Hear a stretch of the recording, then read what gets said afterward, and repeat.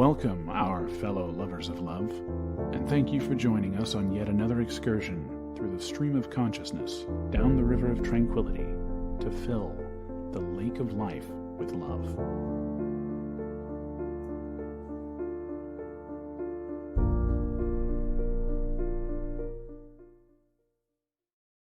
Good evening, our fellow lovers of love out there. Welcome on this journey with me and Levy.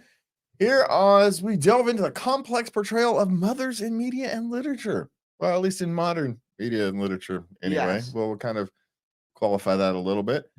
And we explore how these representations mirror or attempt to lead societal values and shape our perceptions of motherhood.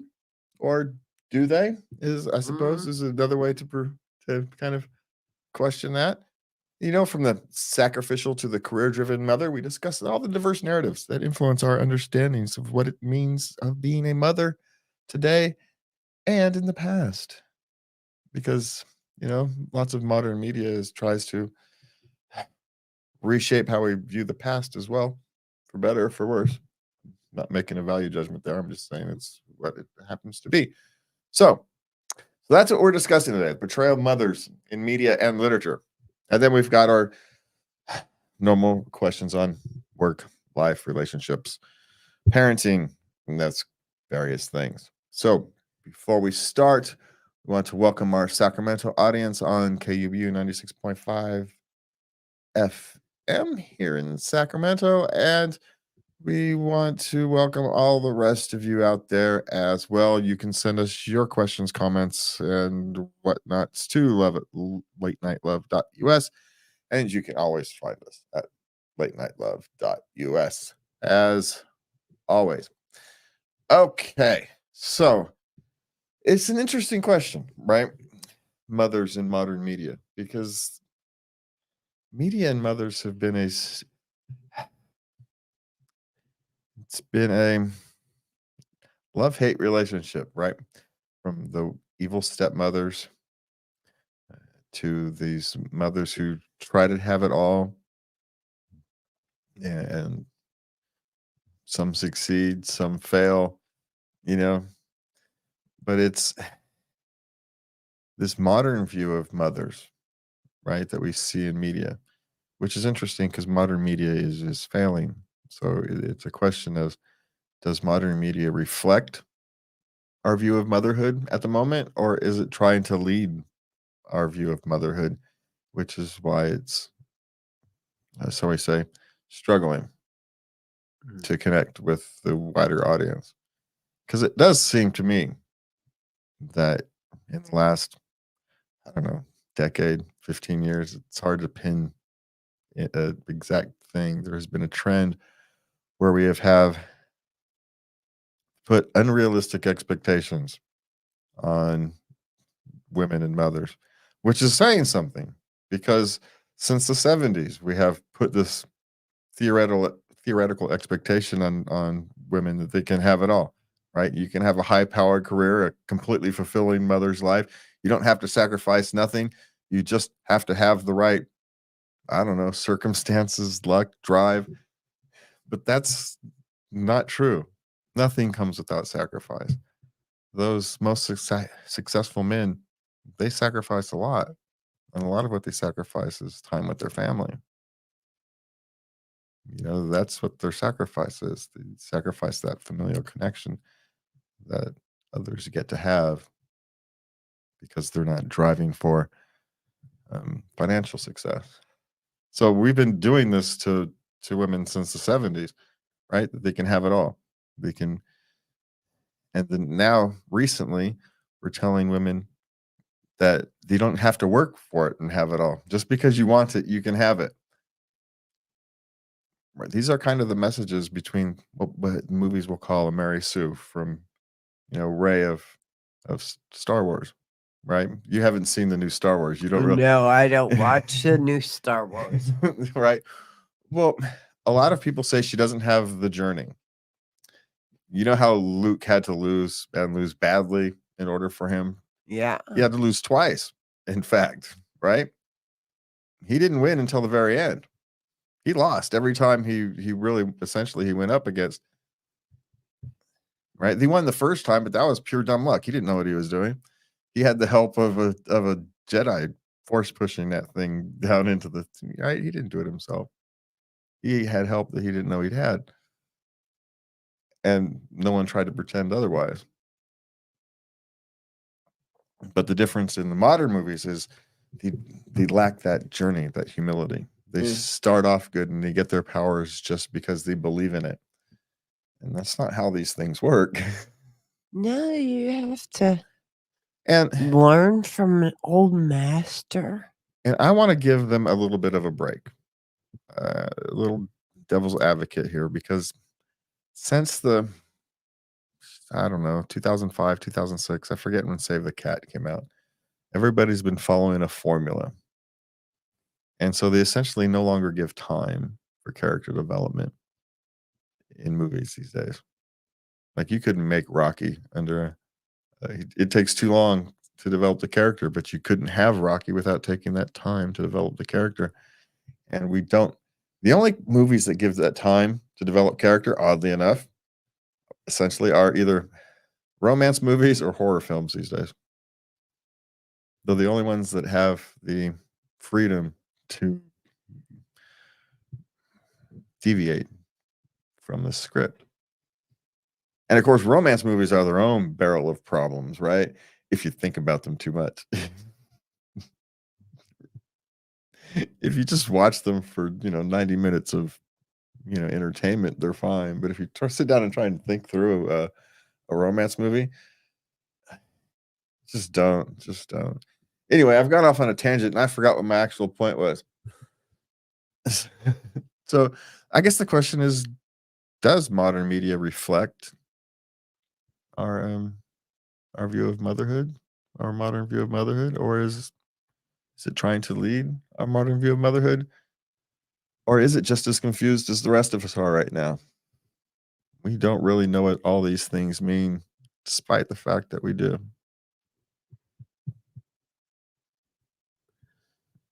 Well, every Mother's Day,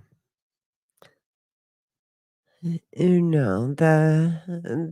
mothers are thanked for what they do. Now, shouldn't that be enough? What they do? Given individually. Should it be? Well, I get why we do it, right? Hallmark wanted to sell cards and now flowers, and it's kind of why we do it. But originally, you just want to, as a society, say thank you for a role that seems to go unseen. Because often, Well, back when it first started, it was. yes, but it wasn't. Everybody had a mother. Everybody knew what their mothers did. We didn't need to tell anybody what everybody's mother. Everybody knew. But in a sense, everybody could see the work that the bricklayer did. Everybody could see the work that the ditch digger did. Everybody could even see the work that the teachers were doing. But you don't see the work of the mother washing the dishes, cleaning the walls, scrubbing the floors, changing diapers, right? You don't see that. That happens behind closed doors. And so you want to acknowledge the role that serves. But there is a change now, right? Those jobs are now done as a partnership, right? We now share household duties. We now understand that internal household duties and external household duties both have their values, and we honor each other's values. And we are willing to, depending upon the needs of the participants, shake those up as needed. Yes. Yes. We also don't have to spend as many hours toiling over laundry and dishes and stoves. That we once did. Yeah, you don't have to spend that same amount of time. I mean, even if you have to drag the laundry down to the laundromat, right? It's still not having to go drag it down to the rock and beat it out. Yeah. Yeah. So, but that doesn't mean we still don't honor the sacrifices and the effort and the toil that we all put in.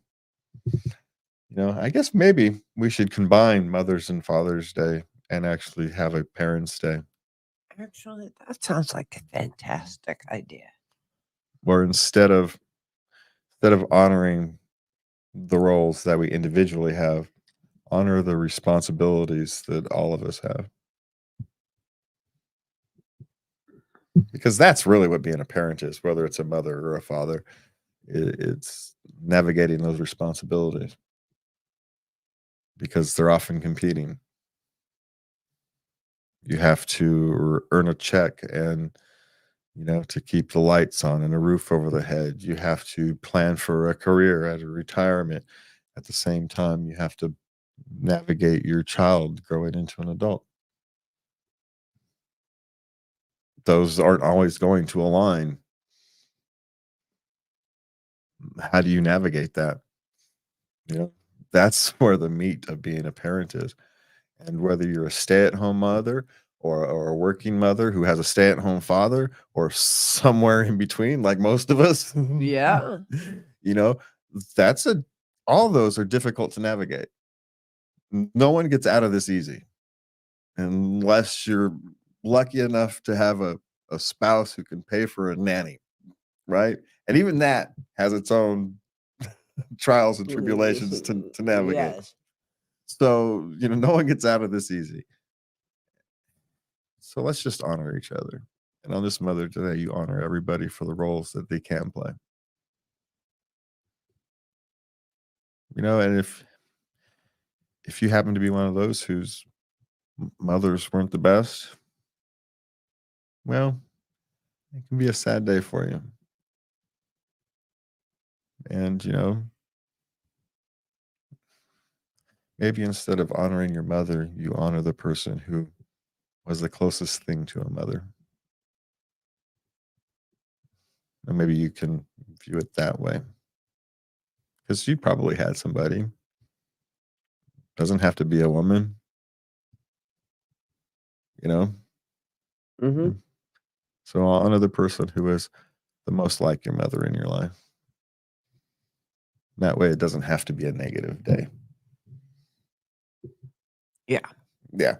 That would be my suggestion. Okay. Let's get through the rest of this. All right. So we got relationship questions. Yes, we do. Okay. My husband doesn't want to have to answer to anyone, including me. How do I deal with this? Well, no one wants to answer to anyone, including him, including themselves, usually, quite frankly. Let's see, he's 34, she's 37. I would say it's a midlife crisis, but it's a little young for that, isn't it? It's a little young, yeah. A decade early. I don't know. For whatever reason, he's feeling trapped. And my suggestion would be to figure out some way to get him to see a therapist. He's feeling trapped and stuck, out of control of his life. And so he just wants to find some way to take control back. Now, when you're 34, 35, have a family, control is illusionary, but you still have to work through that. Yes, you do. Yeah, it may not be good for your relationship long term, but it'd be good for him long term. So there's my suggestion. Get a way to get counseling. A therapist for himself. Because that's what he needs right now. There may be depression issues. Who knows? Okay, what's next? How would you feel if your boyfriend of 9 months purchases a home and says it's for you? Skeptical. But here's the thing. They're not young. He's 38. She's 34. So, This is a grand gesture. yeah. And I would actually, a little $2,000, maybe expects a little too much, Maybe he's a little too much too soon and she's ready for it. Yeah, maybe there's too many feelings of, maybe there's strings attached that you're not ready to have yet. And the way to deal with that is to have that exact discussion. So I love the gesture. I get where you're coming from, but I'm worried that there's strings attached that I'm not willing to attach yet. And I don't want to create a negative regret later. You know. So what he is he's thinking about the future of you two together. He is. That's and so- obvious. Yeah. And so what he is he's actually probably a little bit desperate. And so your task is actually probably to slow your relationship down a bit. Not for you, for him. It'll wait. Yeah. Well. Yeah. And you don't have to slow it down a lot, It just slow it down a bit. And the reaction to how you slow it down, it's one of those things. The less resistance they have to slowing it down, the faster it goes. So that would be my suggestion, though. Is to have that discussion. Just simply tell him it makes you feel uncomfortable. It makes you feel like there's strings that you're not quite ready to attach yet. And how that conversation goes will tell you all you need to know for the future. All right. What is next? Me and my fiance are at odds because I take my child to the park and I have friends there for once. How do I handle the situation? He's just not used to it. That's kind of all it is. It's one of these things. He's used to having you all to himself, and he no longer does. And as far as your explanation is, he gets to have a work relationship, right? We're assuming he gets to go off to work. She's probably staying at home, taking care of the child, Yeah.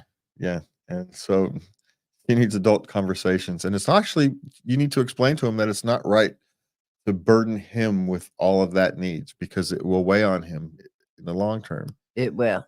And so it's for the good of the relationship, for the good of her mental health, and by extension, the health of the relationship. She needs to have, external activities, external interests.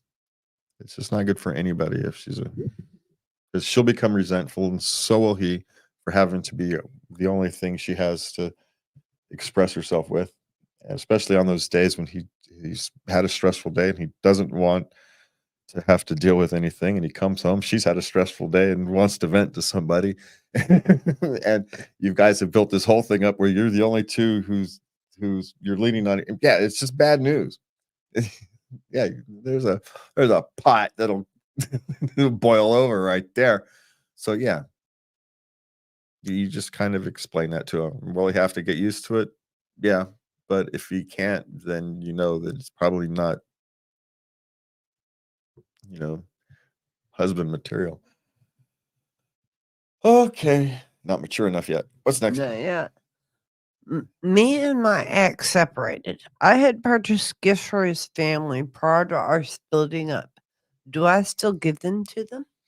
Well, you can do whatever you feel is right for you. You can You if can- you want to. Yeah. You can take them back. You can give them to somebody else because your relationship with your ex doesn't necessarily have to define the relationship you had with his family. You can split up on perfectly fine terms.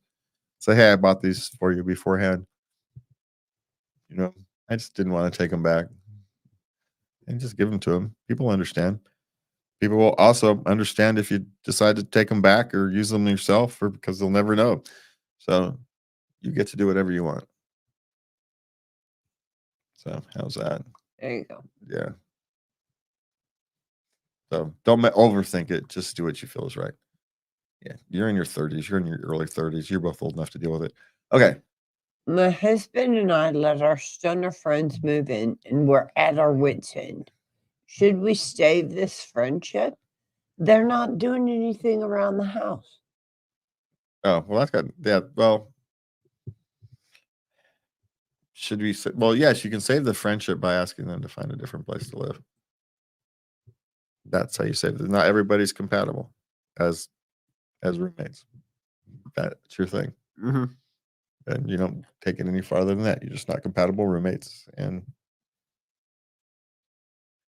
That's how you save the relationship, the friendship, frankly. And you probably should have understood if you were a compatible relationship, compatible roommates before, and is the better idea. You guys would have thought about it more. You probably would have understood that. But so, yes, you save the friendship by actually having them change residences. What's that? The next one, Yeah. skip it. Okay. Okay. All right. What's My next? boyfriend offered me to live with him rent-free after dating for 8 months, and I can't make a decision. Well, if you can't make a decision, it means the answer is no. It's one of those things you know, right?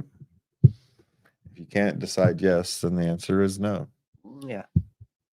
Even if you can't understand why the answer isn't yes, then the answer is no. If you can understand why the answer is no, maybe you can work through an irrational feeling, an irrational emotion. But my guess is the answer is no, and you just don't want to say it. My guess is because he's 7 years younger than you. He's still 20. He's not even old enough to drink yet. You're approaching 30, and it's uncomfortable for you to be dependent. Maybe the answer is, instead of living with him, unless he's got a house, figure out some agreement where you're sharing the costs, so you feel like it's a more equal relationship. If you live in an apartment, get an apartment together where you're both on the lease, so you're not dependent. That type of thing. That's a good decision. That's a good idea. Because it may just be she's feeling she's feeling dependent on him, as she does uncomfortable with that. Mm-hmm. And if that's the case, that's an easy solution. Right now, if the question is you're financially struggling and he's living in his parents' house, his parents' third property or something, yeah, it depends upon the rest of your thing, the rest of the relationship. So there's circumstances that may make different calculations, right?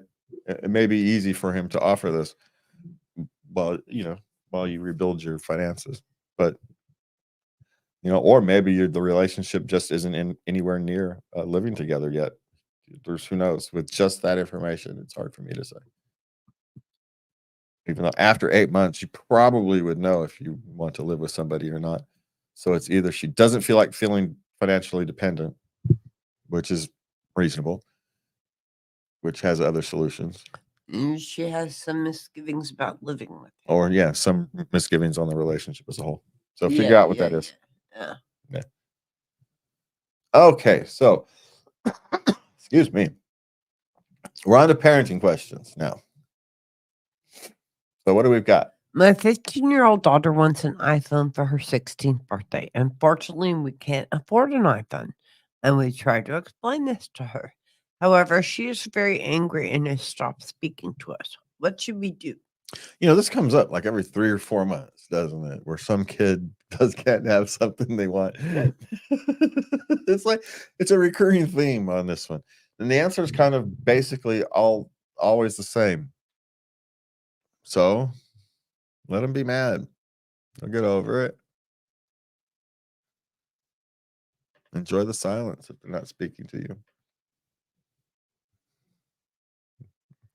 At least for a little while. They'll get over it. It's an emotional reaction from a 16-year-old. Imagine that. Yeah, she can't have a phone. Maybe you can help her work towards one. Maybe you can let family know that, give her cash so she can, for a phone. For her birthday, Christmas. Yeah. But you can't afford a phone. You can't afford a phone. There's, economics is economics, and neither tears nor tantrums can change the basic rules of economics. If you don't have the money, you don't have the money. and they're just going to have to get over it. And you don't have to do anything. So, okay. Okay, need advice. First grader won't control cafeteria spending. They've tried having him take his lunch, and he still uses the card that they've given him to get the cash on the account. So take the card away. What the heck? If he's not going to use the card the way the agreed thing of the agreed use of the card is, then you take the card back. Turn it off. He buys snacks. Well, duh. You give him a card. Of course he's gonna. What do you think was gonna happen? So you either have to put, like in modern, debit cards and stuff, you can put daily limits and that kind of thing on it, but turn his card off. That's the solution. If he's not gonna follow the rules, you turn his card off. Send to lunch with him. And if he doesn't want to eat lunch, you give him his daily lunch money in cash. And if he wants to spend it on Twinkies and Snickers, then he's going to be hungry. He'll live. Trust me. Teenage boys can live on Snickers and soda all day long. He's 6. It's a first grader. Oh, what the hell are you giving a first grader a card for? Didn't say it was, first grader. It did say first grader. I forgot that. Yeah. I missed that part. What the heck are you giving it? Turn the card off. Take it away. What the heck is wrong with you? And what the heck is wrong with your school if they're letting 6th graders use cards? First graders. First graders. God, I can't even get this one right today. Yeah, no. Stop it. That's on you. Don't give them the card. And if your school is using cards, yeah. Modern will drive me crazy. Okay. How do I put please don't bring siblings on an invite without sounding rude? You just put please don't bring siblings on the invite. No extra guests, please. Yeah. Due to space constraints, if you want to actually give a reason, but just put it there. Don't worry about it. Put it there. Yeah. Sorry. Yeah. It don't. You try it. It's gonna sound rude, regardless if you're from your perspective. The rest of the people will just read it as. Some will read it rude. Some won't. Just don't worry about it. Okay. Next. My kid's favorite joke is disobedience. He's 3. Well, yeah, because that's all he's got. He doesn't know enough to have any other joke. It's 3. Yeah. Just wait until he'll grow out of that by 4 and have something completely different. And then at some point, if he's a boy, he'll have fart jokes. So you look forward to that.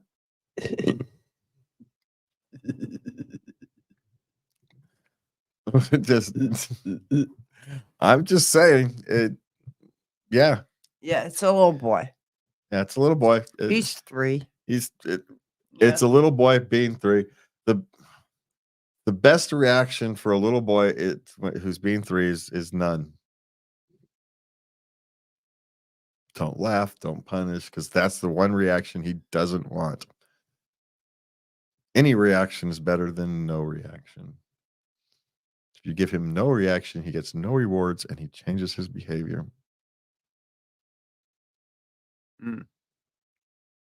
I raise boys. Trust me on this one.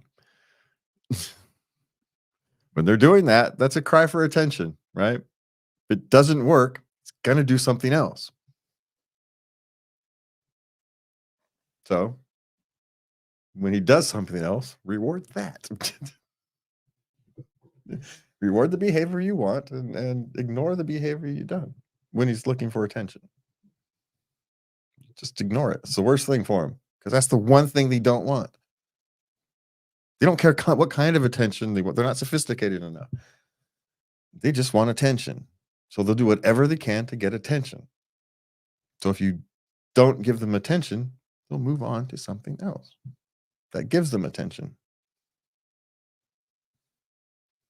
But you have to reward this kind of behavior that you want. So when they're playing there quietly and stuff, you have to figure out a way to reward that with your attention. Usually you kind of have to wait and watch and start to see when they're starting to get fidgety and lose, and then be there and give them some attention right then. Beat them to the punch. But yes, that favorite joke, just to try not to respond to it, is usually the best response to that. Give them the response they don't want. And since they're seeking for attention, they want attention, don't give it to them. Okay, next. How to prepare a 5-year-old for school in the fall. I have no idea anymore, to be honest. I Check with the school. Oftentimes they have a website that they use that can give you some resources. hopefully you know someone who's got a child who's been through it in the last couple of years, because schools change so rapidly and significantly these days. They're nothing like what we've experienced, and so you're just going to have to talk to the school, talk to other parents who have gone through the more recent kindergarten. Would actually be my suggestion. Hopefully you know somebody. Doesn't have to be the same school, just kind of general knowledge of how modern schools work, because I know they're nothing like what you and I experienced at this point. Yeah. Modern kindergarten. I mean, we finger painted and learned not to eat paste. No, man. We learned how to count to 100. We called our own phone number. Yeah, by the end, not they expect that stuff when you walk in these days. It's crazy. The school's madness these days. Man, you got passed if you could not eat paste. You got to go on to first grade. So, just saying. Okay. Sleep trained 2-year-old refuses to sleep anywhere except her bed. Well, They can't travel. oh, well, you overtrained that one, didn't you? Mm-hmm. That one backfired, didn't it? Whatever technique you used to sleep train that child has severely backfired. Now you're going to have to figure out how to undo that a bit. And I'm not sure even how to start. No. God, if you have a spare room, you could make her change her room and have her move her bedroom to a different room and have her sleep in her own bed in a different room and start there. But you're going to have to untrain it. And you may want to get a specialist, because you don't want to cause any more damage than you've already done at this point. So you may want to talk to a sleep specialist of some form. Yeah. But, if you can't afford that, I would try putting her bed in a separate room and starting there.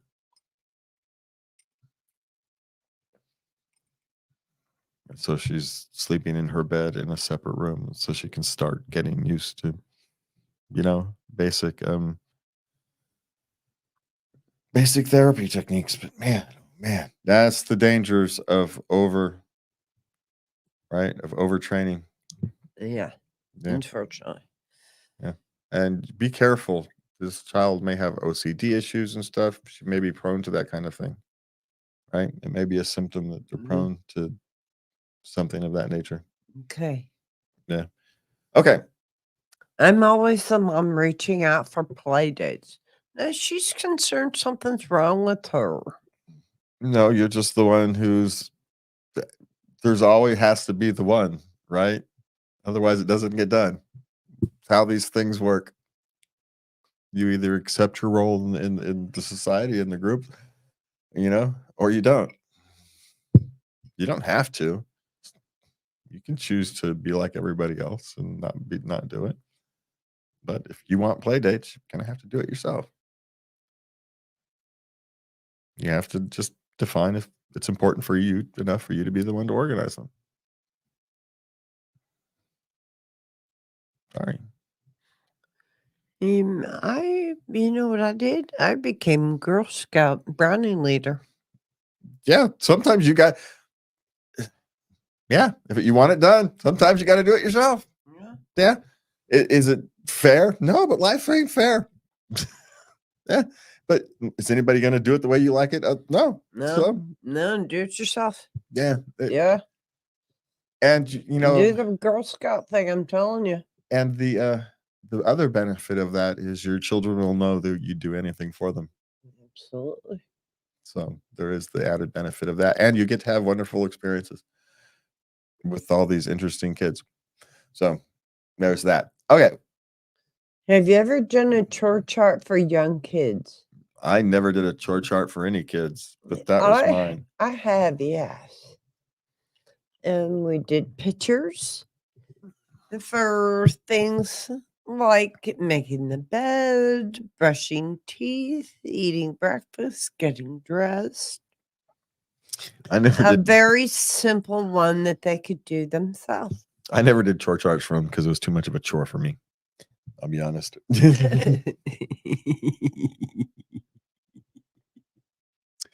That's too much like work. You know, you work in a warehouse and assembly line. You don't want to come home to a fucking chore.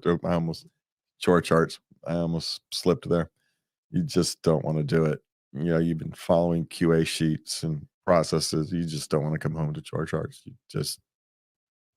You don't. So I just didn't do it. This probably would have been a good idea, but didn't do it. So have I done it? No. Is it a good idea? If it fits you and your family's lifestyles, then yeah. It's not a bad skill to teach them. So yeah. How's that? All right, on to some work questions. I have an employee who usually reports sick about 2 days per month, but he is a good worker. Should I fire him? My answer would be probably not. Right? You don't have to pay him for that time, so you're saving money as long as he's meeting his work goals for the month, year, quarter, whatever your thing is. What do you really care?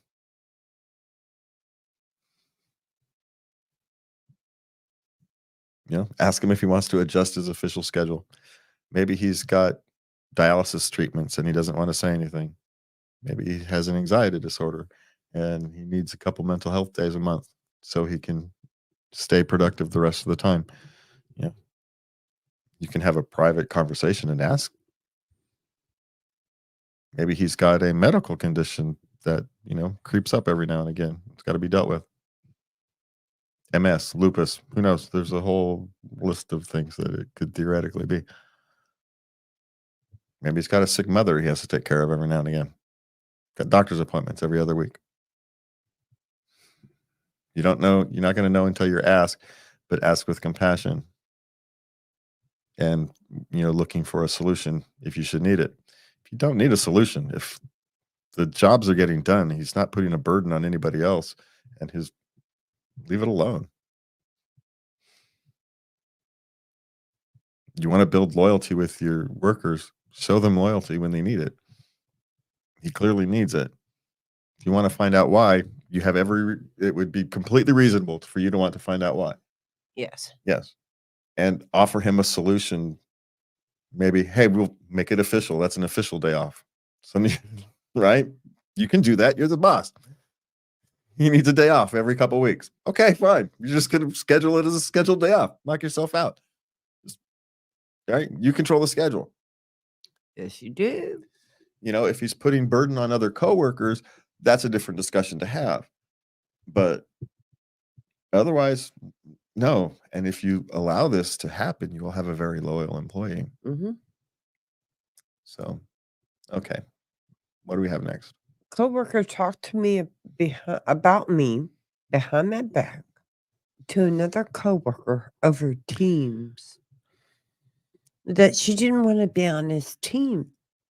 So, here's the thing. You now have a piece of data, whether you like it or not, that tells you have something to work on. Personality trait, a leadership style, something. You know, use this to your advantage. Instead of getting emotionally hurt, learn something from this.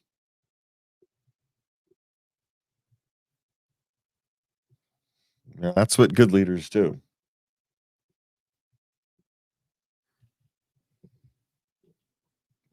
these are people you can learn what your faults are.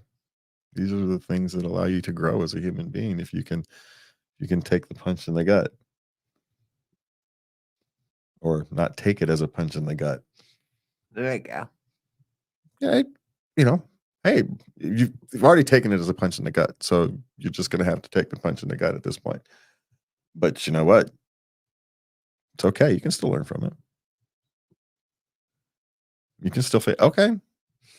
Now, maybe it's just personality clashes and there's nothing you can do about it. And then so you help them find another team that's more suitable to them.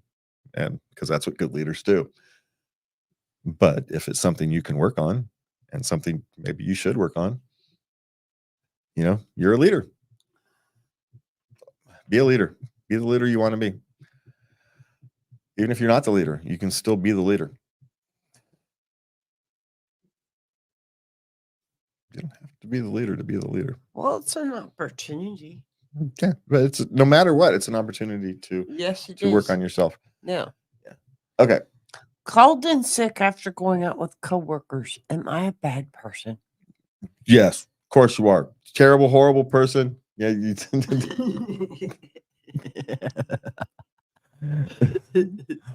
No, you're perfect. You're not a horrible person. You probably overindulged, would be my guess. And yeah, stop that. You called in sick because you weren't feeling well. Yeah, it is what it is. I'm not sure what the going out after with coworkers. If you'd gone out with your regular friends and called in sick because you were, weren't feeling enough to work, would you have felt bad? Maybe a little. So it's the same thing. I don't know. Stop overindulging the night before you still have to work. How's that one? There's a solution to that. Not saying don't go out and have some fun. Just don't overindulge. It's not a difficult proposition. And as you get older, it's even more important.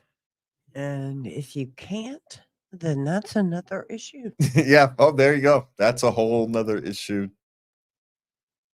in and of itself that we should probably do its own show about. Okay. What's next? Okay. How to respond to employee survey when you have issues with your manager? Diplomatically. You fill it out honestly, but diplomatically. Well, because this is an opportunity for your manager to learn something, or for your manager's bosses to learn something. There's an issue to be dealt with. So you have to be honest. People can't make proper decisions for the company if they don't have people telling them the truth. Right? You want management to make good decisions, but you refuse to tell management what's going on. How are they supposed to make good decisions? Hey, everything's fine. No one's complaining. So they keep doing what they're doing. And you think, wow, these guys are terrible. You never, well, because you never told them. All right. They require feedback. So give them feedback. That's why they're doing it. Is it theoretically a risk, especially if it's attached to you? Yeah. But, making improvements in life is always a risk.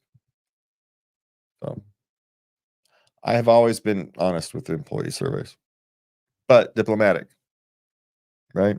Mm-hmm. Just don't say he's a jerk. You say his management style can often leave you feeling frustrated.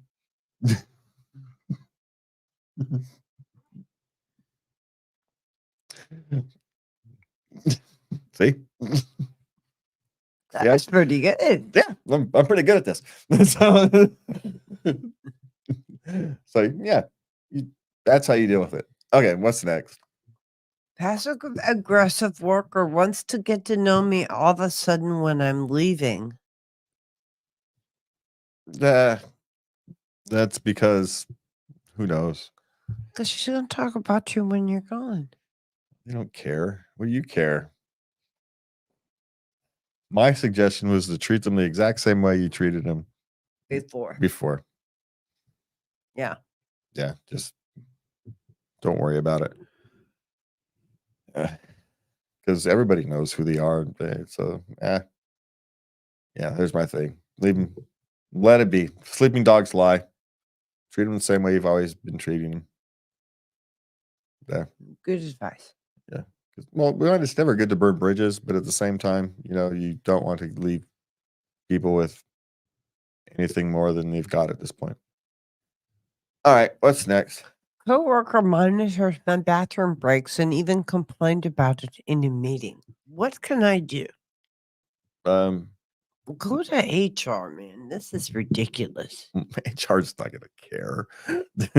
Dude. HR already knows it. This person has complained to HR more times than they can count. You think HR doesn't actually know that this is an annoying person? Do you think you're complaining about it's going to make any stinking difference? All HR cares about at this point is this person a lawsuit yet? That's it. This person isn't worth a lawsuit yet, and it's probably not because technically he's monitoring, for good or bad. You just, it is what it is.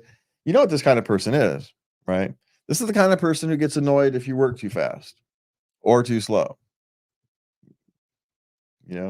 Anything you do or don't do is comes up down reflection on making his job harder, or he has to do more. They have to do more, right? They're the office martyr, and and so it doesn't matter what you do to HR. It just at some point you'll find a new target. It's all you can do. Just hi, Bob. Essentially, is the best thing to do. Okay, Bob. Sure thing, Bob. It's a back to the toddler. You give them the response they don't want. Just don't care. Yeah. Just don't care. All right. What's next? How to propose ideas for your department and get credited. How do I propose ideas not for your department? Not for your department. Sorry. So you've got ideas for another department and you want to make sure you get credit for it. Well, A, stop worrying about credit. If you want to get credit for things, it's perfectly fine to go outside in your department and give an idea. The way to do it is you go high enough up so you've already got credit. Right? You give your idea to the person with whom you want the credit from. That way you've got credit if the idea is valid. The danger is what you don't know. And they may have already thought of that idea, and for whatever reason, some reason you don't know, it doesn't work. And then you just look like a fool.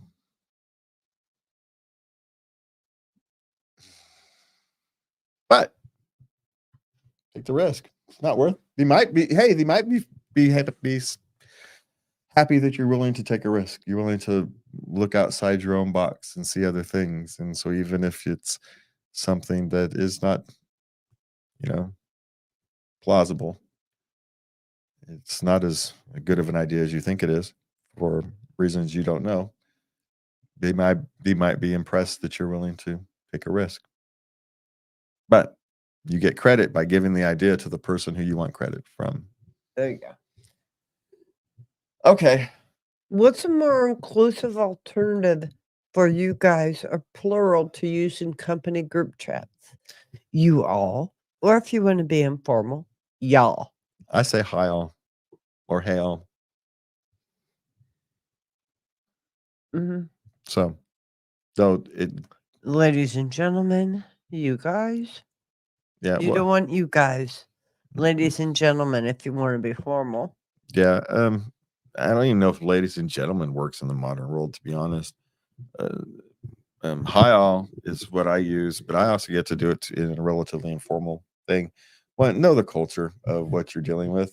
If you work in some place that has a more conservative culture or a say more religious organization, you can be more formal and say ladies and gentlemen, and you can use more traditional terms. If you have a culture that has a lot of young people who have more fluid ideas on social interactions, hi all might be a better way to approach it. Hi all is formal to them, and it's inclusive. It includes everybody. You're not singling out genders or anything like that. So Okay. that's our suggestion. All right, we got a handful of life questions tonight. Okay. I put up an 8-foot fence for my backyard.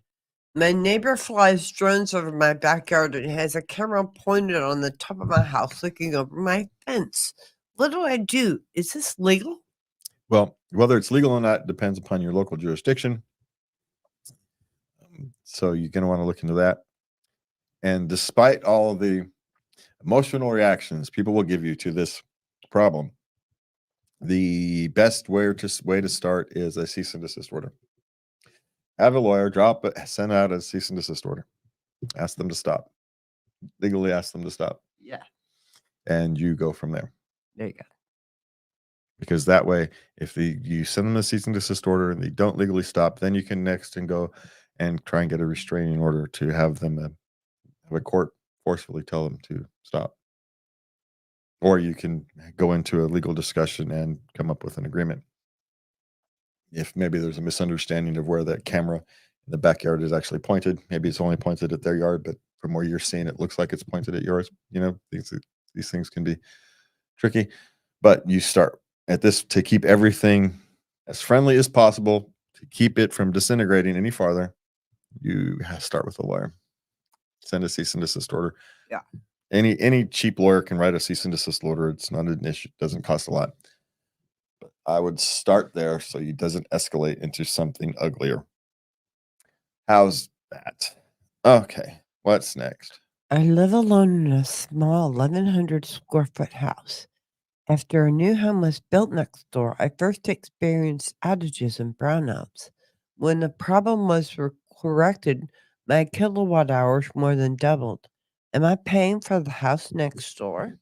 The only way to find out is to call the power company, have them come out and check. You can call a home inspector or an electrician to come out and check for you, but I would start with the power company. Yeah.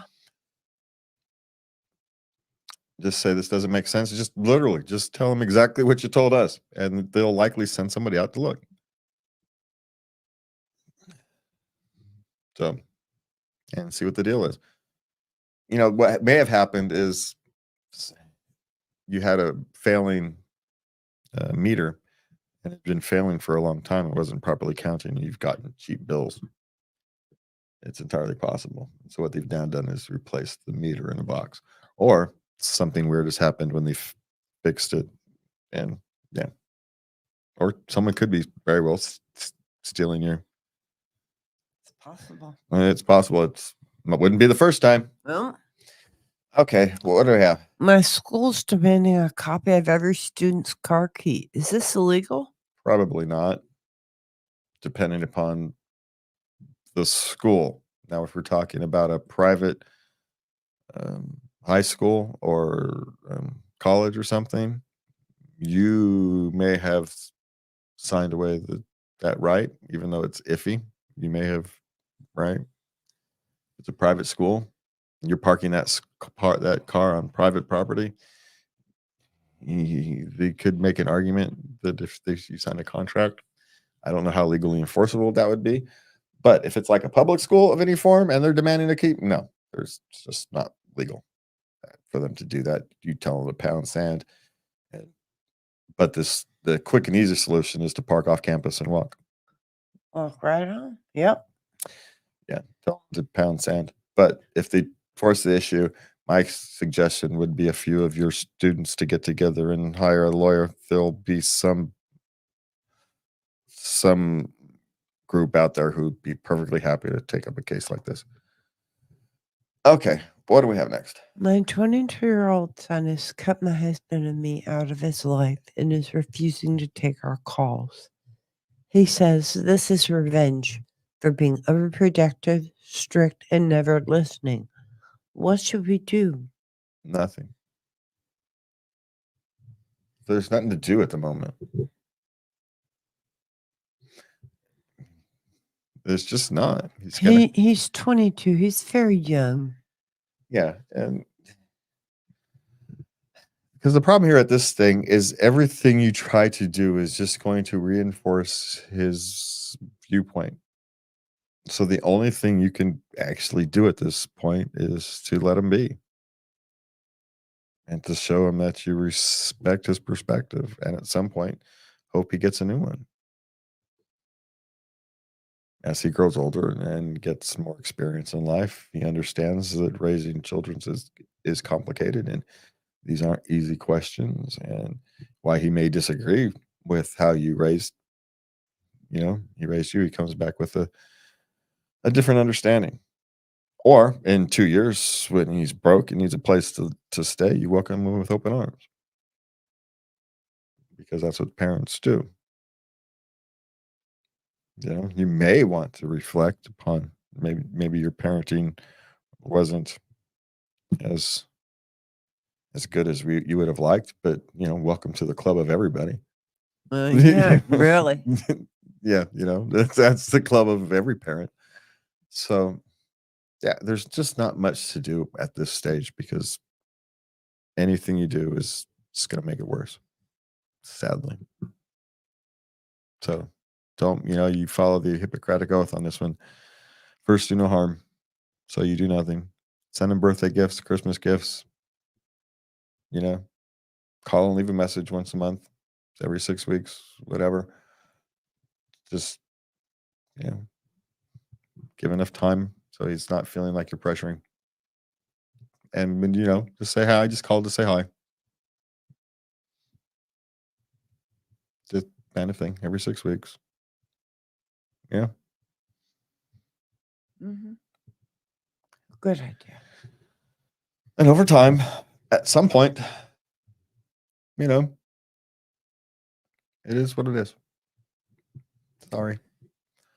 Okay, what is next? I'm 63 years old and so lonely. Doesn't matter to anyone. Well, sure it does. I mean, there's always people who care about you, even if you can't see them. But you don't have to be lonely. At 63, you're part of the senior community now, and they have all kinds of opportunities for you to engage with other people roughly your age and often in your condition. I happen to work in a community center. There's writing groups, there's walking groups, there's exercising groups, all kinds of different things for seniors. There's volunteer work. There's church. Yeah. So, at this stage, being lonely is a choice. You can choose different. You can. You can do it. I'm not going to say it's easy, especially because if you've gotten used to being, home alone. But, if you're a religious person, church is a good place to start. If you're not a religious person, then the community center is a good place to start. Yes. So that's okay. On to the next one. Is it true that many bosses sleep with their secretaries and other female employees, or is it just a stereotype? Well, one of the things, both can be true at the same time. One, it's yes, it happens, and it happens just often enough for it to become a stereotype, but it is not what we would call normal. Mm-mm. It's not. No, so it's one of those things. Yeah, it does happen, and yes, it does happen enough where it can be a cultural joke, right? But it's not normal, which is why if it was normal, we wouldn't have it as a negative cultural stereotype. It would be too common for it to be negative, to have negative implications. Yeah. So, okay. Well, do we have any time, or how are we? Well, we are right at an hour. I actually had to add those because I didn't think we were gonna with those other Okay, very questions. good then. So we can do our intimate Okay. questions if we All want. right. Yeah. Yeah, let's finish. All right. I'm 39 and I'm finally going to lose my late virginity to my new neighbor tonight. She's 47. Mhm. After I get off work and my anxiety is through the roof. Any suggestions? Okay, so it says he's 39, so I'm guessing it's a him. It's a him. Yeah. And he's finally going to lose his virginity to his new neighbor, his 47-year-old female neighbor tonight after God. Okay, here's the suggestion. Just enjoy it. You might want to let her know. But just She's 47. She'll just take over. She'll be all right. yeah, It'll be fun. you'll be fine. It's the hardest thing is at 39 is going to be you've been anticipating this for 30 years, almost 25 years, we'll say. And that's a lot of buildup. Yeah. And, you know, let's just say if this happened at 19, this first experience would be rather quick. But at 19, it doesn't matter because in 30 seconds, you're ready again. At 39, my guess is you'll be ready again anyway. But the first time goes pretty quick. Yeah. Yeah. Yeah, just simply because. And so and everybody knows that. Here's the thing. Be honest with her. Yeah, let her know. Let her know. She can make it special. She's going to want to make it special for her, for you, because it's special for her too. Yeah, it's you're. These kinds of anxieties are generally gotten out when you're young and dumb enough to push through them without much thought. And now at 39, you have enough of life experience to overthink these things. You are thinking too much. Yeah, so just don't. That's my guess. Don't overthink it. Be honest with her about, hopefully you already have been. But if you're not, you still have a chance to be honest with her. Trust me, she won't turn you down because of it. And just try to enjoy it for its own experience. Try and put everything. It's going to be hard, but try and put all your preconceived notions aside and just let it be what it's going to be. If you can do that, you'll be fine. You'll be fine either way, but if you can do that, you'll both be fine. How's that? Yeah, fun. Okay. 2 men. Do you give head on the first link? Link of what? When you first get link up. When you first had sex, first time. When you're talking about 2 men together, I'm assuming? No. Well, I don't understand. Men, do you go down on women in the first?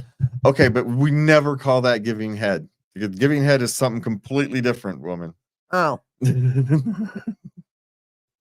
So when men reading this question, it's to another man. Do you give head to another man on your first link? No. And generally speaking, is the first thing men do when they engage in sexual relations with each other. Oh. And so, generally speaking, so it's a confusing question, quite frankly, the way it's stated. Yeah. You equally reciprocate as the general rule of thumb, but there's no single answer to this. Each person is different. As a rule of thumb, we just kind of follow the leads on the first time, but that's not a universal truth. So there is no universal truth on this. So there is no universal answer. Okay. How's that? Okay. My husband always talks about sex when he doesn't get any. Yeah. How often does he get some? She didn't really state. They have sex, normal, she says. But I mean, he's like at her all the time. Well, because he likes her, wants to be with her all the time. She could, I'm just saying, it's normal amount of sex. There's no such thing. Okay. It doesn't exist. Now, okay, it's just, you guys are going to have to figure out what you're comfortable with. Clearly, he wants more than he's getting. He wants more than she wants to give, which is a completely common occurrence. But the question is, how do you guys find some neutral middle ground? My guess is she's not saying his yes as much as she thinks he is. Not that it's necessarily required, maybe he needs to be doing a little more to help her not feel so stressed, which is fundamentally why she's saying no. Yeah. But she may be saying no because she's uncomfortable with her body, and there's nothing he can do about that, especially since he's already sending her every signal on the planet that he's very comfortable with her body. He likes her body just fine, and it's completely understandable. Women often don't like their body, and that negative reflection can reflect on their mood. We know this. It's quite common occurrence. We also know that if women aren't happy with the relationship balance, that also affects their mood. And so maybe something he can do is to, figure out how to change that relationship balance. So she's not so stressed or feeling overworked. So she's in the mood more often. Or maybe he needs to get better at, timing. Maybe he needs to grow up and not sulk. Well, childishness comes to a man just as easily as it comes to a child. It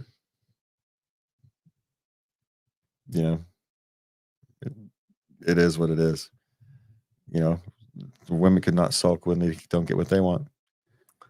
You think just because it's over sex, it doesn't make it any different. Tell me women don't sulk over when you don't get things. Please, happens all the time. It's no different. So I'm just saying. The solution is for you guys to actually start working on the fundamentals of your marriage, because my guess is that's the deeper issue. This is a symptom, not the cause. Okay. And there's deeper issues, and they may be simple to solve, right? They could simply just be, you guys need a new perspective. You've gotten in a rut. You need to break out of it. So you start liking each other again. No, Yeah. it kind of got the things is sex feels like it has gotten to a point where it feels like it feels like a chore. So she says no, and he just wants to be close to his wife the best way he knows how. And being a dumb man, he doesn't understand that the best way to get that is through other actions in the relationship, without expecting a return in the short term, because the return will come in the long term.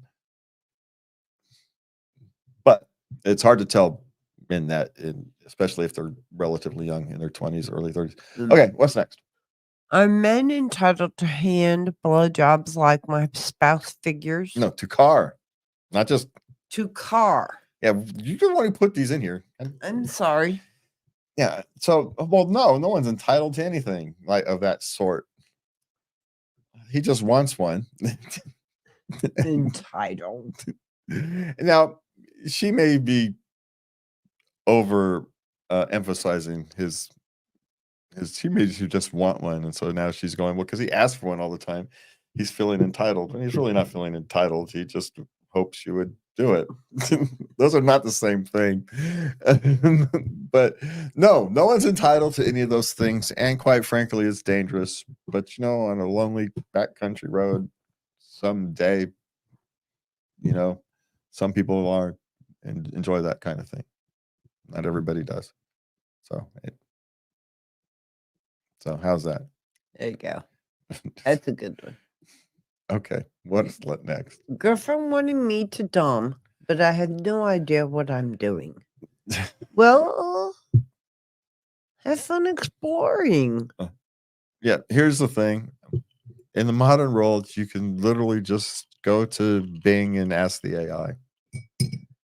And you can, there's websites, for heaven's sake. Yes, but also you're going to want to find out exactly what she means by that. Don't let her be overly open-ended because it's too open-ended of a genre. What does she specifically like? Is she into bondage and spanking, or does she get more?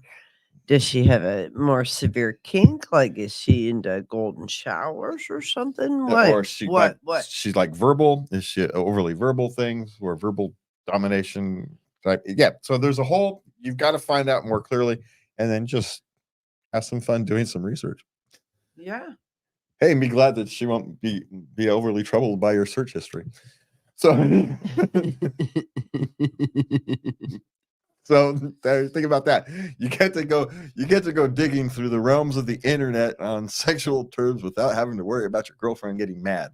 So think about that. You don't have to hide your search history, except from anybody but your mom. So okay. So what's next? How do I stop crying or feeling used after sex? Have sex with someone you care about. Yes. That's the answer to that one. Stop having meaningless sex.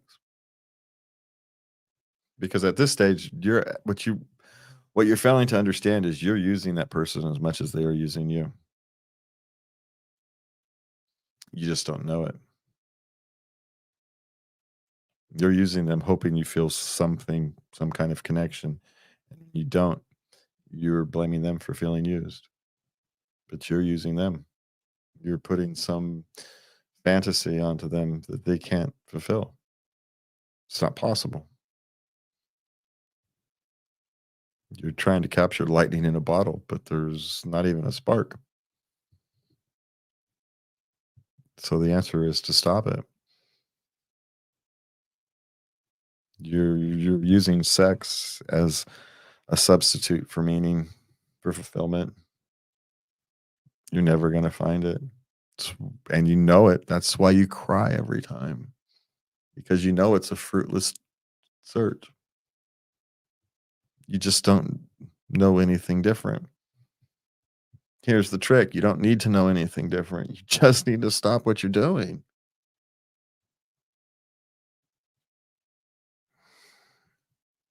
And that will free you up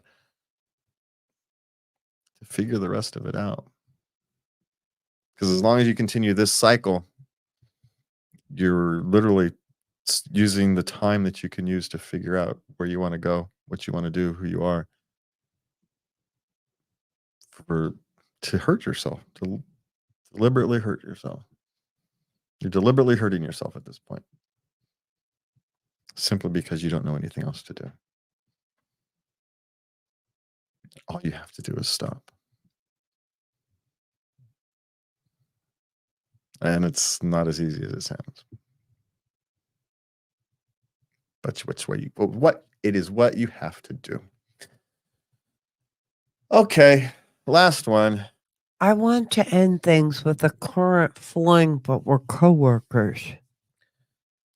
You just end it and hope it ends like a rational human being. What else choice you've got? Right? That's the danger of getting in relationships with coworkers. Unfortunately, this is why you don't do that. Yeah, this is the danger. But if you're both, rational adults, then you move on. It's not a big deal. It shouldn't be a big deal, right? If you're mature adults, it shouldn't be a big deal. Awkward in a break room, but other than that, it shouldn't be a big deal. So try not to make it one. Yeah. At least at work. At work, you're working. So you don't go to drinks with them after work anymore. No. That's what you do. That's the easy That's mixed messages. Yeah. So you just end things. And work is work, and there is nothing else. All right, that's it from me and Lubby tonight. We want to thank you for joining us. As always, you can find us at latenightLove.us. You can send us your questions, comments, suggestions, all that good stuff to love@latenightLove.us. You can find us on KUBU 96.5 FM on Saturdays at 10, which is right now. or Oddly enough, we're on the radio. We're just not live on the radio. Or Tuesdays at midnight, Tuesday mornings, midnight. Tuesday mornings, midnight. We want to thank you for joining us. Please remember to love everybody. Have a good night. Good night. Oops, I'm missing buttons again.